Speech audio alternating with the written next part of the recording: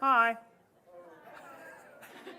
I got a couple formalities I want to take care of before we get too far into the program. I'm so excited about the conversation that we're going to have tonight because I have some ridiculously smart people who are going to come and tell me, hopefully, how wrong I am about some things. I really hope they tell me how wrong I am, because I really want to be wrong about some of these things. But before we get into the program proper, a couple of minor housekeeping things. The first thing and the most important thing to me in regards to the beginning stuffs is I want to do a land acknowledgement. I know that these things are, to some people, falling out of fashion, but I think that they're very important. And I was listening to a show a couple of days ago from an Indigenous individual who was talking about how land acknowledgements are very important, but they have to be sincere and they have to be not performative. And so that's what I'm gonna try to do. And with that said, tonight the Breakdown is recording this in Calgary on Treaty 7 territory, a traditional meeting grounds, gathering place, and traveling route of the nations of the Blackfoot Confederacy, which are Siksika, Kainai, Piikani nations. Treaty 7 is also the land of the Stoney Nakoda nations, the Chiniki, Bearspaw, Good Stoney Nation, as well as the Tsuut'ina Nation. I want to acknowledge the importance of the treaties, and the work of honoring the treaties is an ongoing one that will never be completed. And that's a really important piece for me, because the work of truth and reconciliation is not a one and done. It's not a, look, we said the nice words and now we're finished. It's actually the work of doing it even when things are uncomfortable. I also want to acknowledge that the City of Calgary is the home to the Métis Nation within Alberta, the Nose Hill Métis District 5, and the Elbow Métis District 6. And finally, I want to acknowledge everybody here who shares the belief that the work of reconciliation is real, ongoing, and should not be performative. So, there's the serious preamble.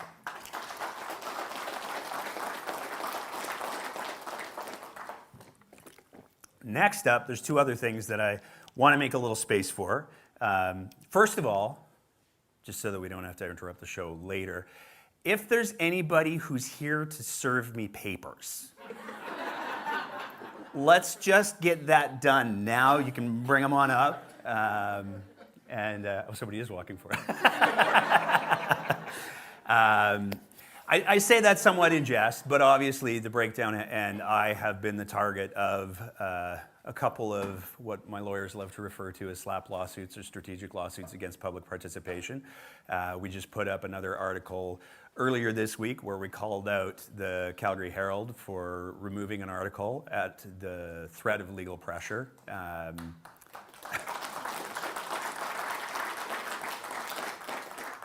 Thank you. So I'm totally waiting for more papers.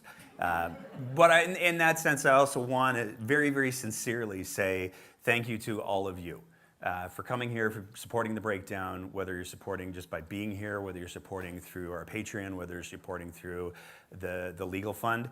It is because of the support of all of you amazing people that we are able to continue to do what we do and poke the very big bears that we poke from time to time. So that's, oh, there was one other thing. And this is cool, because somebody was asking me, how did you find out about this theater? And it's a bit of a fun story. When I was first, I had a bunch of people say, hey, you should come do a show in Edmonton. And I was like, oh, that sounds like it could be fun. So we went and did a show in Edmonton, and it was actually really fun. We got the venue, we got upgraded. It was cool, because we were supposed to be in this little tiny one, and then apparently a bunch of people wanted to come. So we had an upgrade to the size, and it was a beautiful space at the Orange hub there. And so, okay, well, we should do this in Calgary, was the next point. And I had a feeling that if I didn't, I'd be getting a lot of messages from folks. So started looking for, where do people do these kinds of events? Where do people do political events like this? And I am just absolutely tickled pink to be able to say that I'm standing where Theo Fleury and Jamie Salé originally did their COVID shows, and they would be so angry to know that the Breakdown is here tonight. They both have us blocked on Twitter. This is going to be a theme. It's going to be a bit of a theme for the night. And with that, oh, there's my, see, I'm already doing badly. The point of this slide, if I had remembered to push the button, I'm just so excited, is all of Alberta is treaty land. And this is something that gets forgotten. And I think it's something that we should in many ways be grateful for, as some people in BC are learning. Because when we start to talk about the realities of unceded territory and territory that doesn't have treaties, there's some wrinkles, I'll say. And so it's really important to acknowledge all of Alberta is treaty land. Everybody here are treaty people. And with that,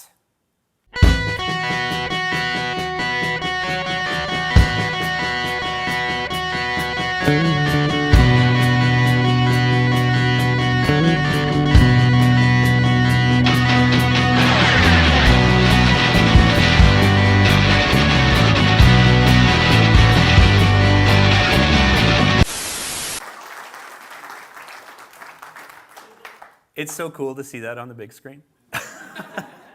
The Edmonton one, not that it's about Calgary versus Edmonton or anything like that.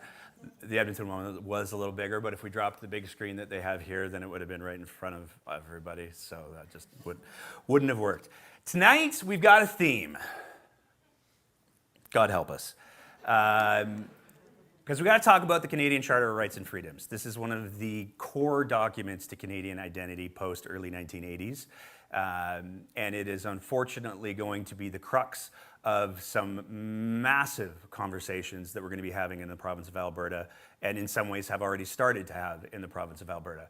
So tonight, the goal, the hope, is we're going to talk a little bit about the Charter of Rights and Freedoms. We're going to talk about this mess over here. That's Section 33. And we're going to talk about why it is so relevant to what's going on in Alberta right now, and why everybody should be really paying close attention to it, because the fact that we're having a conversation about Section 33 is a huge red flag. So, all of that being said, Section 33 is the notwithstanding clause. And as much as some people like to say, you probably heard it a lot in 2019, well, if the UCP get elected, we're going to use the notwithstanding clause to build pipelines. It doesn't work that way.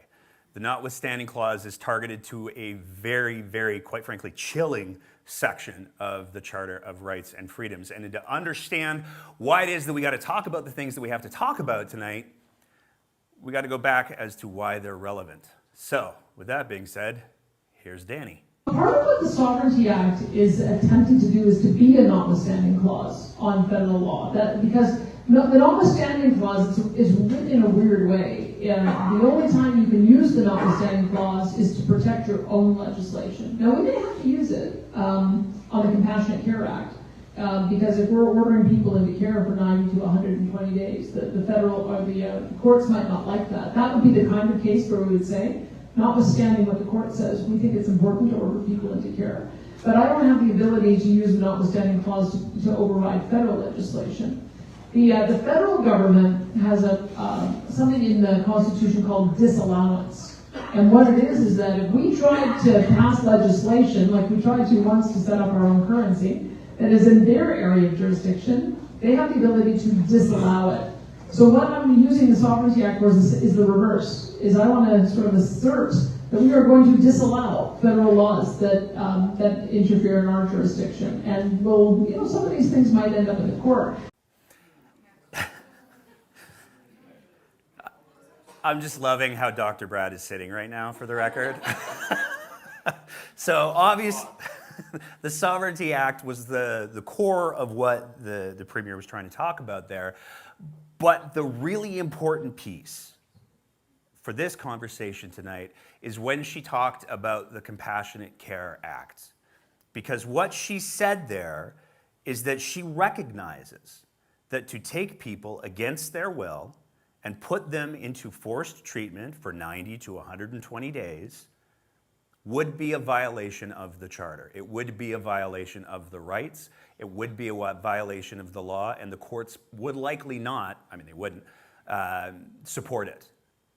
So she's saying she's considering using the notwithstanding clause in order to force people into treatment. And we've done a lot of conversations on the show about the efficacy of forced treatment or how well it works, and it's not that great.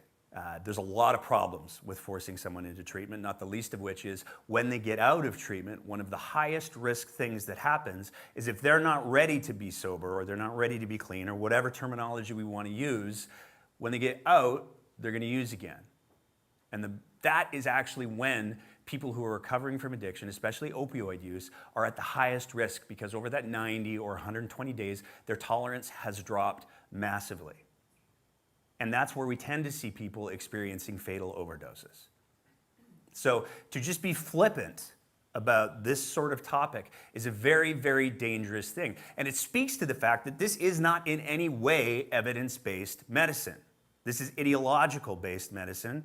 And it's ideological-based medicine that the Premier is saying right there, she'll use the notwithstanding clause to revoke those people's chartered rights. Now we get to the other stuff. And that's why we have put policies in place to say these are adult decisions to be made by adults. And I think because we're evidence-based, because of what we're seeing happen around the world, because there was the seminal work done by Hilary Cass in the UK, I think it will stand up. That's what we're going to argue, that we're being reasonable, proportionate, and evidence-based, and we'll see how it goes in court.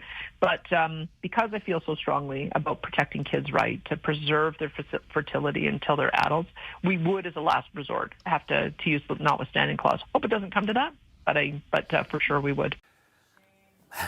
You're not wrong.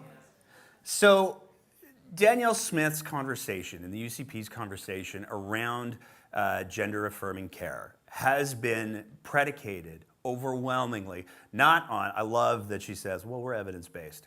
Really, though? It's not evidence-based in any reasonable way.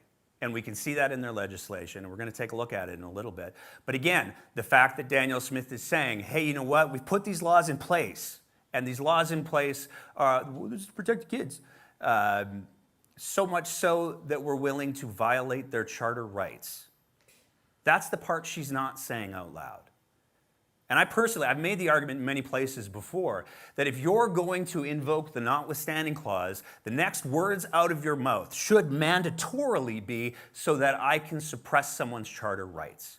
Because just referring it as the notwithstanding clause is incredibly disingenuous. A new position, a leaked memo says your office is preparing to use the notwithstanding clause to amend 3 transgender laws, covering pronoun and name changes in schools, participation in female sports, and restrictions on puberty blockers or other care. Why is this necessary to go the notwithstanding clause route, and doesn't it override rights? Well, first of all, it's a leaked memo, so obviously it's an internal discussion document, and somebody's upset about it, and so they're trying to make a media story out of it. I have said that we believe that our laws can be defended in court on the grounds of Section 1, which is reasonable. I think if it's reasonable, if it's evidence-based, that we can make the case that we shouldn't be doing medical interventions on children that will sterilize them. It just seems so obvious to me that is the case, and that is ultimately what the courts will decide. So I'm prepared to go to court and battle that out. I think we need to. But if it turns out that the court process may take years and years and years to resolve, then we may have to take that measure in order to protect kids. So that's what we're getting our internal lawyers to have a look at, is what is the time frame of what it would look like to go through the court process at all of the different levels versus what it would do to be able to protect kids today. And we haven't made a decision yet, but that's the conversation that we're having. All right. Should you decide to go that route, would it not override rights? Well, I think a child has a right to be able to make a decision as an adult on whether they want to have children. I mean, I strongly believe that there's certain decisions that can only be made by a person. And if we don't think a 10-year-old can decide to sign a contract, to smoke, to join the army, to do drugs, to be truant from school, then they can't decide whether or not they want to have babies as an adult. You have to wait until you're an adult to make those decisions. And puberty blockers, by definition, stop the process of sexual maturity. And it means that you're sterilizing children, and we're not going to do it. So let's be clear what she said there. A lot of lies. Puberty blockers don't sterilize kids. There's just nowhere to go with that. And it's remarkable that Danielle Smith is happy to stand up and say repeatedly, over and over and over again, puberty blockers sterilize kids. We got to protect the kids because their fertility. As if that is the only thing that defines a person's identity. It's incredibly harmful. Puberty blockers press pause. That's what they do. And there are conversations, nuanced conversations, that can be had about the long-term effects of hormone replacement therapy. And there are nuanced conversations that can be had about things like surgery and the permanent effects of surgery. But that was not a nuanced conversation. And Danielle Smith ends that clip by saying, because we're so concerned about the risk for kids, you know, if the courts take too long, if the court process takes too long, we might just have to use the notwithstanding clause. So at that point, it's not even a conversation about what the courts are saying. It's a conversation about convenience. It's a conversation about what are we going to do, because I just don't want to wait. Waiting sucks. And that is a terrible, if not horrifying, justification for considering using the notwithstanding clause. And there's some important facts that are very important to keep in mind when we're talking about the scope of the people that she's trying to protect. But before we do, we got to talk about the bills. Because there are certain bills that are really important for this conversation, because these are the areas that Danielle Smith has said, this is what I'm going to invoke. The first one is Bill 26, and this is the Health Statutes Amendment Act. And this is where a lot of the health pieces come in. And she actually defines in the act, the UCP defines, I suppose technically I have to lay this at the feet of Adriana LaGrange, but I'm not convinced that she wrote the legislation entirely on her own, so. Effectively, what this does is largely eliminates any supports for anyone experiencing gender dysphoria. And there is heavy emphasis on the surgical piece. Because we list off all of the things, sex reassignment surgery. Oh, we can't have that. We don't. Anyone want to guess how many top surgeries were done for gender dysphoria between 2022 to 2023? For youth. 0. For top surgeries, there were 8 over the course of 2 years. And that's just top surgeries. 0 bottom surgeries. So this is not a thing. And you have to try to put yourself in the shoes of the person who's experiencing that much distress, that's the route that they choose to go to. You also have to bear in mind that when we're talking about minors, unless we're talking about emancipated minors, these are kids who are making these decisions with their parents. And that's the most chilling part of this, is that Danielle Smith is effectively making the argument that she knows better than all of these kids' parents. There were a total of 2,800 kids who sought hormone replacement therapy in that same time period. But again, we don't know for what. And there are a lot of different conditions that these can be done for. How many chest surgeries were done in that same time period in 2022, 2023? 223. Of those, 8 were for gender dysphoria. We're not even talking about a percentage of the population of kids in this province, where we're talking about the kinds of numbers that we had to put legislation in place to ban, which is absolutely bonkers. Next up, we have Bill 27, the Education Amendment Act. This is another one that has some things. We've got the parental notifications piece. We're just going to ignore the fact that when we're talking about LGBTQ2S+ youth, We're talking about kids who are disproportionately at risk of harm and abuse. Those are just the facts. Oh, Siri's gonna fact check me real time. Those are just the facts. Where does that abuse most often happen? It happens in the home. And that is sad and it is tragic, but it is also 100% real.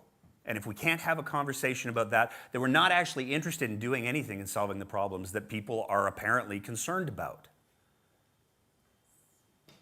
There are no shortage of kids who are homeless or who deal with all kinds of abuse because of who they are. When we did our show in Edmonton, we talked about the people who did the very good work of the book bans. And we played a clip where one of the women who was responsible for the campaign that saw the book bans get implemented talked about the fact, the whole reason why I did this is because the woke education agenda, they made my kid gay. They took my kid from me and now I don't have a relationship from my kid, and it is absolutely not my fault. It's everybody else's fault. So when we got to the meeting with the Minister of Education, he was, well, I gave my personal testimony because my son was captured through schools, through SOGI, because it was a perfect storm of when SOGI came into the school system in Alberta, and he was going through, you know, regular teenage angst, whatever. So that was good to be able to bring personal, real life harm that split my family up and damaged a child. Those are the people that need the support the most. Outing these kids to parents like that only causes trauma. And I got kids of my own. And I have said many times, and I will continue to say many times, that it is my responsibility as a parent to build a relationship with my kids that they feel safe talking to me about whatever it is they need to talk to me about. And if I haven't built that relationship with my kids, whom I'm responsible for, that's on me.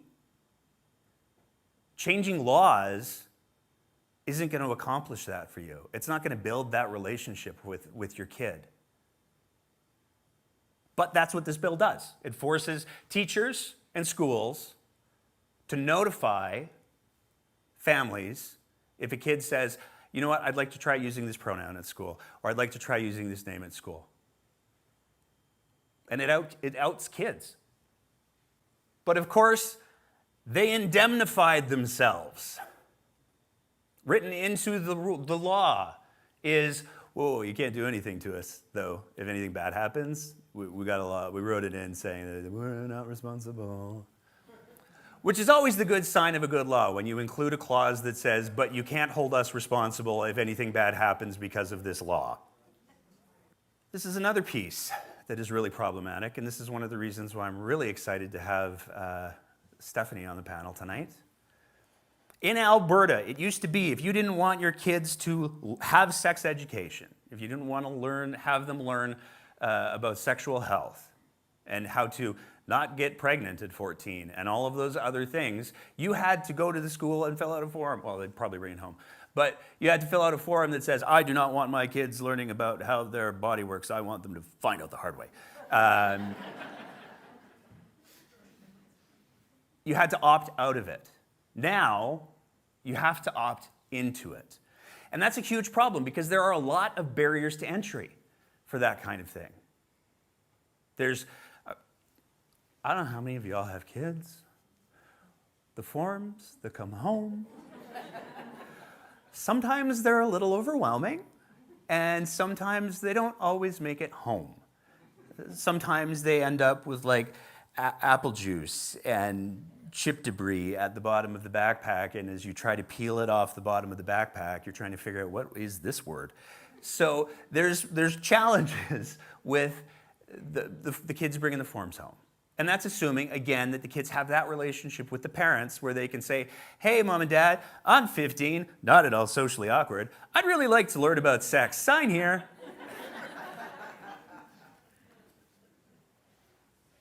This has been condemned almost universally by educators. It has been condemned almost universally by reproductive health experts. But it's been forced through nonetheless. Now we get to Bill 29. This is another one of the reasons why I'm really excited to have Dr. Bratt on the panel tonight. Bill 29 is the Fairness and Safety in Sport Act. And this one's interesting. The way that it's structured is kind of fun because we've got the law that says we're going to make some rules about who gets to play sports and when and with whom. But we're going to make those rules and regulations. So if you want to read them, then you have to go to another document. And again, we have that lovely little protection from liability indemnification piece. So we're going to do a very big thing. We don't know what the consequences of it might be, but we absolutely don't want to be held responsible for it. Got to go to the regulation to get to the nuts and bolts of what's going on with this particular piece. And to boil it down to the simplest, and I know that Dr. Bratt has had some experience with some sports things. He's very graciously, I'm told, missing there's some sort of sporting event going on tonight to be here. But in effect, what it basically says is at the age of 12, parents have to swear on a stack of something that their kids were born female, which is complicated for a long list of reasons. Not the least of which is the problem of intersex. And the idea that gender is a purely binary construct at a chromosomal level is flawed. It just doesn't work. That's science. Take that up with the science people. So applying a binary lens to this gets to be really problematic because there are many people who have different traits. And it's not just black and white. But the law is written that it's black and white. Whatever gender you were assigned at birth, when they didn't look on the insides of you, that's what you are. That's how you have to stay for the rest of your life if you want to do sports. And what's wild about this policy is that it starts at 12 and it doesn't stop. So female sports have to be female only. And I have a lot of questions about that because I'm not sure how much of a physical advantage you get with like lawn bowling or pool or a lot of the other things that are considered to be sports. It's a very flawed lens, but it is a lens that has been written into law by Daniel Smith and the UCP. And then we get to this one. This one scares the crap out of me. They all, to be clear, they all scare the crap out of me. But this one really scares the crap out of me because this is a very real public health problem and it is absolutely going to kill people if it gets enacted the way that it is written. This is the Compassionate Intervention Act. And what this law says, I'm really looking forward to getting Dr. Hardcastle's opinion on the definitions because they're a little open to interpretation. If you want to have somebody taken away, in order to issue orders, you have to have an individual who is likely to cause harm without intervention with this act. And for the purposes of the act, harm means, in the case of a minor, substantial harm to the minor or others as a result of the minor's substance use or addiction. Or in the case of an adult, substantial harm to the adult or others within a reasonable time as a result of the adult's substance use of addiction, but it doesn't define what substantial harm is, so we've defined harm as substantial harm, and just don't ask us what that means. Severity of substance use or addiction, and this is where it gets bonkers. This is where it gets really scary. For the purposes of the Act, the severity of an individual's substance use or addiction must be assessed by considering the extent to which one or more, you only need one, of the following factors apply to the individual. The individual demonstrates a pattern of severe intoxication or severe impairment due to substance use, which is like, I don't know, 70% of the people from the ages of 18 to 25 every weekend. Like, Friday and Saturday nights are pretty predictable. The individual demonstrates a poorly controlled or unstable medical condition caused by, exacerbated by, or otherwise related to the individual's substance use addiction, or the individual demonstrates an inability to meet the individual's basic needs of daily living. And that's open to some interpretation. Because what if somebody has a mental health condition and a substance use problem? Or they just use substances? Which one is it? The likelihood for an adult to cause harm, and again, one or more of the following factors. I don't know if anybody here is familiar with like the DSM, the diagnostics. It's not like, okay, you get one and you're good.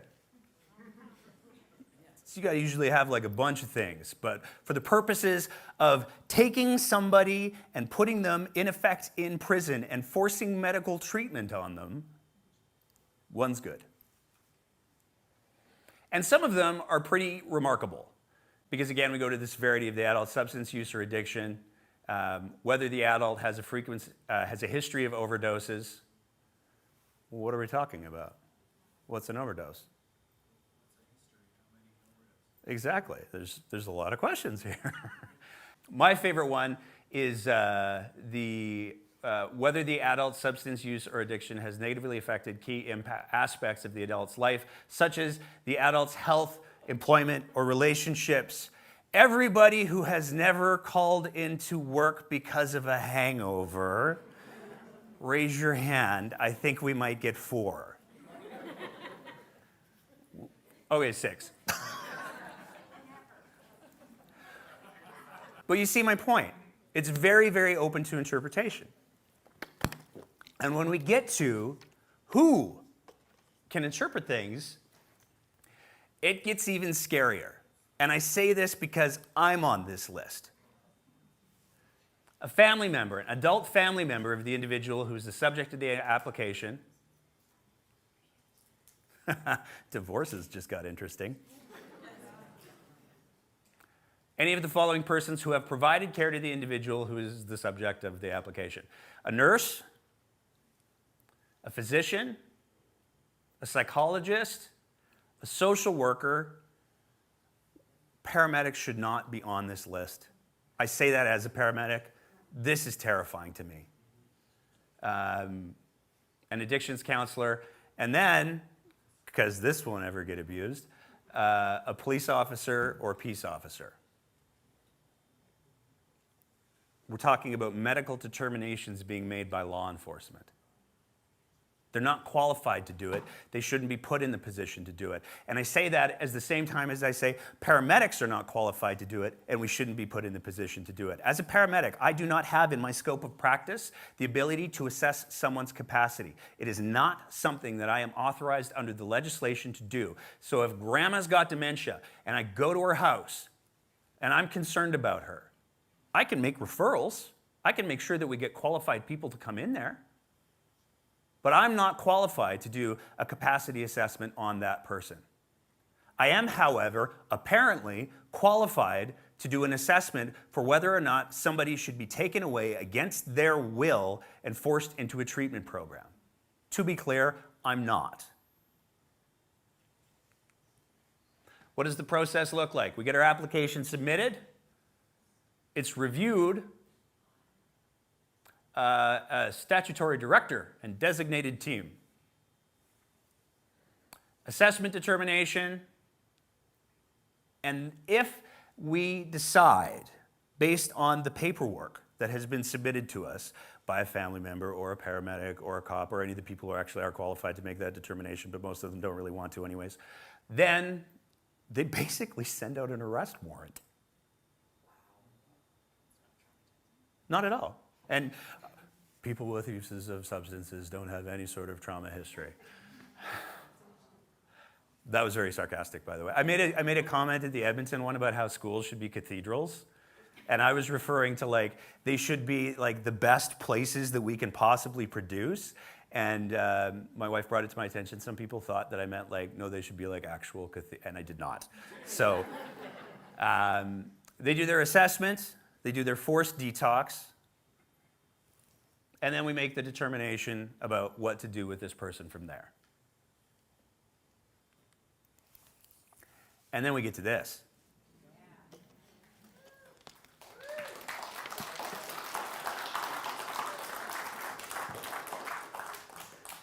I get the sense we might have some teachers in the room.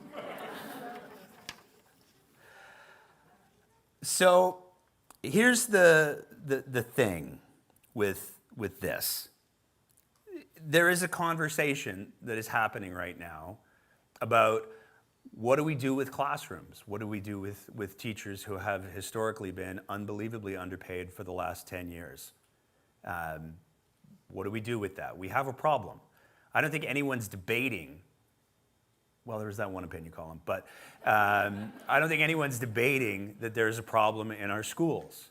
Classrooms have too many kids in them. Teachers are overwhelmed. This is the reality of what we have. And there are actionable, real solutions that people have put forward to say, this is a long-term project. It's going to take us a while to get out of this hole. But we need to start doing the work. We need to put some benchmarks in place. Those proposals have been put forward, and they have been met with, or you could just take what we'll give you and you'll like it, which was in turn met with, I think it was like 35,000 teachers that were at the legislature, which in turn was met with Joseph Schau. There's supposed to be a video there. It'll probably pop up randomly in a minute.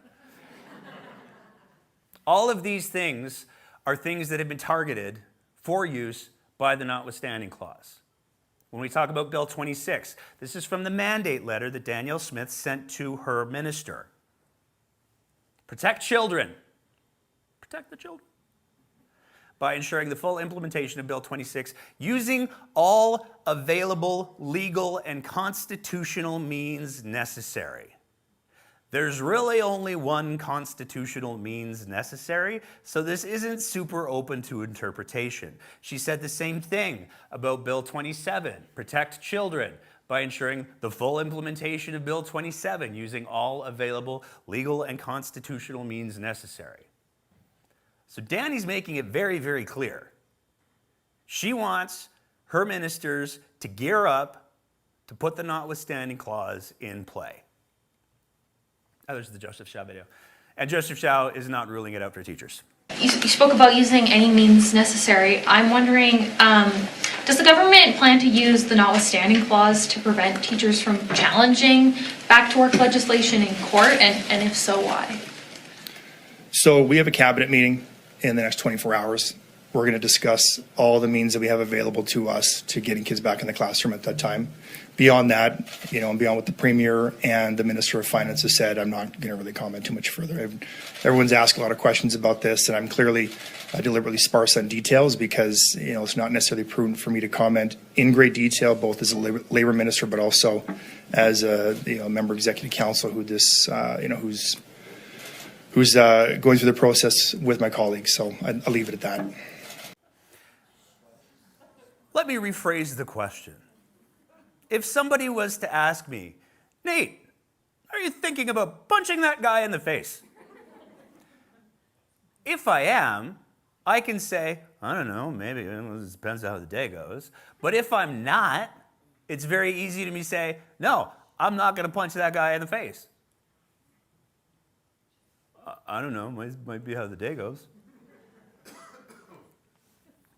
Which brings us back to the Charter. And this is where I'm going to try in my way, and then this is where hopefully these wonderful people are going to tell me how wrong I am, to articulate how big of a deal this is. Because it's a really, really big deal. And it's being minimized in ways that we should all be very concerned about. Section 33, I'm going to paraphrase, you can read it, basically says that Parliament or any provincial governing body can say, hey, yeah, those are really great charter rights that you have there, but we really like our law. We worked really hard on it. And so we're going to revoke your charter rights as long as those charter rights live in sections 2 or sections 7 through 15. Those are all of the rights that are, in effect, up for grabs. Sections 2, everybody has the following fundamental freedoms: freedom of conscience and religion, freedom of thought, belief, opinion, and expression, including freedom of the press and other media of communication, freedom of peaceful assembly, and freedom of association. Those are some pretty big freedoms. The Americans get very, very excited about this sort of thing. We probably should too. Because when we're talking about a province or the federal government making laws to suppress any of these things, these are really big issues. How big? Sections 7 through 14 are basically all of your legal rights. All of the things that say that a cop can't just show up, arrest you, chuck you in a prison. Well, that sounds like something. All of those things are enumerated in sections 7 through 15. It's all of the things that say you're supposed to have, effectively, a right to a fair trial. You're supposed to be able to defend yourself. You're not supposed to be able to be arbitrarily held. All of these things. That's the size and weight of the rights that we're talking about. This is people getting scooped off the street. This is the section of the Charter. So when we talk about the equality rights, that is the weight that these things, in my opinion, need to be viewed with. So when we're talking about everyone being equal under the law, and especially when we're talking about Section 2, Subsection 1 does not preclude any law, program, or activity that has as its object the amelioration of conditions of disadvantaged individuals or groups, including those that are disadvantaged because of race, national ethnic origin, color, religion, sex, age, or mental or physical disability. Amelioration means to make things better. This is what Danny has put on the table. And it blows my mind that perhaps one of the most articulate arguments against this sort of thing comes from some view this person as the father of the Notwithstanding Clause. 1998, Peter Lougheed wrote a paper called Why a Notwithstanding Clause? And again, I'll paraphrase, you can Google it. It's actually a really good read. It's very interesting because there are some legitimate arguments to be had here, but the basic story is back when Peter Lougheed was like, you know what, we should have a Bill of Rights here in Alberta. That sounds like a really good idea. His lawyer friend, Mr. Leach, said, it was Martin Leach, said to him, we need to have a Notwithstanding Clause here. And they talked about it. And the basic philosophy comes down to the fact was required in the event that either the government's wish to propose legislation contrary or at odds with the rights or freedoms contained in the Alberta Bill of Rights, or a court ruled that a particular piece of Alberta legislation was invalid because it purported to authorize the abrogation or infringement of the rights or freedoms recognized and declared in the Alberta Rights. The basic argument that Lougheed brought forward was, okay, but sometimes judges suck too. That's the crux of it. And who has the final say in our form of government? Should it be the courts or should it be the people that are elected? But Mr. Lougheed had some caveats. I also love the later part of the paper where he goes on to say, like, yeah, so in 1980, there was this whole charter rights and freedoms thing. It was getting a lot of traction, and so we wanted to make sure that we had a little bit of a clause in there. So he actually says that he's the one who was responsible for the inclusion of Section 33, the Notwithstanding Clause, in the Canadian Charter of Rights and Freedoms. But he saw there were problems. Again, this was back in the 90s. He believed that there should be 3 amendments made to Section 33 because of the awesome power that it holds. It is the nuclear option. And when I say that, I don't feel like I'm being hyperbolic, because I've heard very smart people say the exact same thing, so basically I'm just riffing on them. The three amendments, the Peter Lougheed, the father of the notwithstanding clause, argued in this paper should be made. If the notwithstanding clause is used, the legislature or parliament should be required to spell out the purpose of the legislation. So you have to be able to articulate why you're doing this as a thing.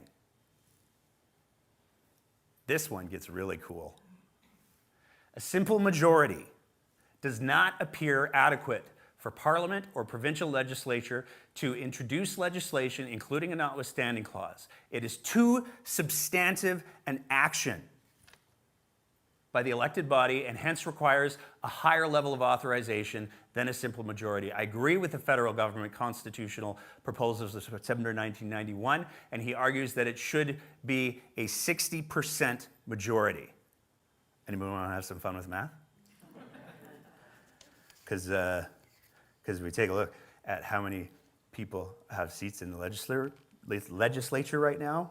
The UCP were elected with 56%. They're now down to 54%. By Peter Lougheed standards, the UCP do not have the numbers to responsibly deploy the notwithstanding clause. I feel like they might not acknowledge that. The other piece has to do with the 1986 Labor Relations Act. And he basically made the argument that if a government wants to use the notwithstanding clause, they don't get to say, yeah, but the courts take so long. They have to wait for the courts to rule whether or not this law would be a violation of people's charter rights. And it should play out that way. Because right now, what Danielle Smith is proposing, because she doesn't want to wait for the courts, is, yeah, but I don't want to wait for the courts, and so if I just put it through and then the courts rule on it later, by then it'll be old news and nobody will really be talking about it, and we definitely won't be having an informed conversation as an electorate about the fact that the provincial government is proposing, not in one way, not in two ways, not in three ways, but in at least 4 ways, to use the nuclear option to shut down people's charter rights. He proposed an amendment because he wrote the original one, so I guess he felt like he had the rights to come in with the second one. Parliament or the legislature of a province is prohibited from making a declaration under subsection 33(1) until such a time that all rights of appeal are exhausted and the final judicial determination is rendered. And that gets to the core of why section 33 has a 5-year expiry, because people should know what their government is doing. And if we have a 5-year expiry on it, that's also the longest that we can go without an election. We're going to get pretty close to it with this next round, but that's critically important. People should know what the best and brightest legal minds have decided these laws are actually doing. And governments should respect, because I don't know, how many revisions did the Alberta Sovereignty Act go through? Turns out first draft isn't always the one that knocks it out of the park if you even hit the ball at all.